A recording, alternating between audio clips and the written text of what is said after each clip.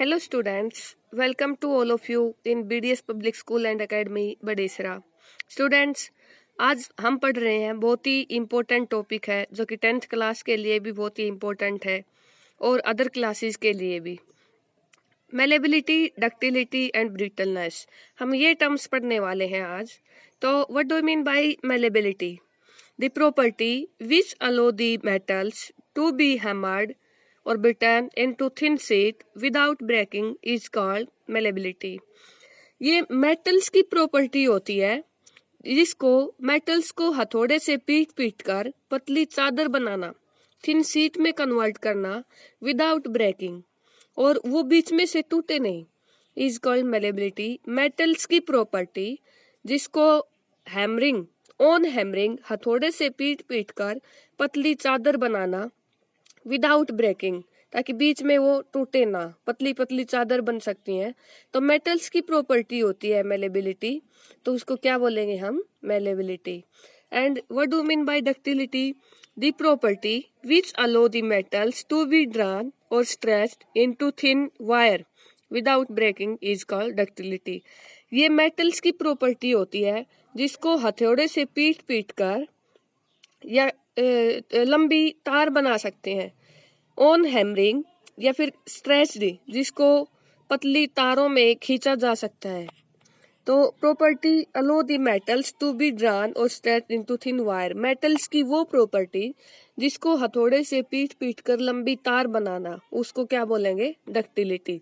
And what do mean by brittleness? The property due to which non metals break into pieces on hammering is called brittleness.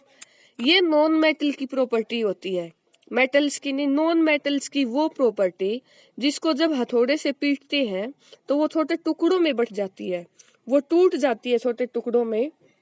तो वो किसकी property है? Non metals की।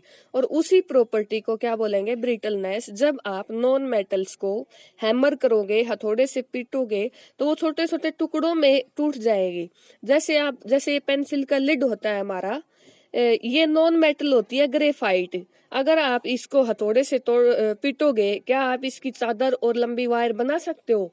नहीं, ऐसा तो नहीं है। जब भी आप इसको हथौड़े से पीटोगे तो ये छोटे छोटे पीसीज के अंदर टूट जाएगी। तो ये एक नॉन मेटल होती है ग्रेफाइट। तो ब्रिटलनेस किसकी प्रॉपर्टी है? नॉन मेटल्स की प्रॉपर्टी है। जब हथौड़े से पीटते हैं तो छोटे छोटे टुकड़ों में टूट जाता है। And brittleness is the opposite of malleability and ductility. और जो ब्रिटलनेस है वो किसका अपोजिट होता है? मेलेबिलिटी और डक्टिलिटी का। एंड क्वेश्चन है इसी टॉपिक के ऊपर, name the most ductile metal. Answer is gold. सबसे ज्यादा डक्टाइल मेटल कौन सी है? गोल्ड की। हथौड़े से पीट पीट कर पतली तार बना सकते हैं। गोल्ड सबसे ज्यादा डक्टाइल, मोस्ट डक्टाइल मेटल है, क्योंकि 1 gram of a most ductile metal gold can be drawn into a thin wire of 2 kilometre long. 1 gram gold से आप 2 किलोमीटर लंबी वायर खींच सकते हो, बना सकते हो। और just 100 milligram of a highly ductile metal like silver can be drawn into a thin wire about 200 metre long. और सिल्वर भी, जो कि हाईली डक्टाइल मेटल है, उसके 100 मिलीग्राम में से 100 मिलीग्राम सिल्वर से आप 200 मीटर लंबी वायर बना सकते हो, खींच सकते हो 200 मीटर लंबी वायर 100 मिलीग्राम सिल्वर से। देखो ग्राम में, 1 ग्राम में कितने मिलीग्राम होंगे? 1 gram is equal to 10,000 milligram. 1 gram में कितने होंगे? ये बोल सकते हो 1 gram is equal to 10⁻³ milligram.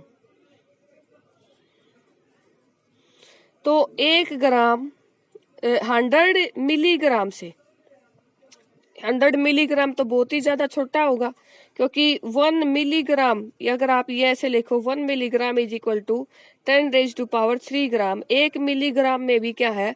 1 divided by 1000 इतना ग्राम होता है। तो 100 मिलीग्राम भी कम ही है ग्राम से, तो 100 मिलीग्राम से 200 मीटर लंबी वायर बना सकते हैं। तो स्टूडेंट्स, आपको ये तीनों टॉपिक अच्छे से समझ आए होंगे। एनसीईआरटी सीबीएसई पैटर्न से हैं ये क्वेश्चन, और ये 10th क्लास के लिए भी बहुत ही ज्यादा इंपॉर्टेंट क्वेश्चन हैं। So thank you guys.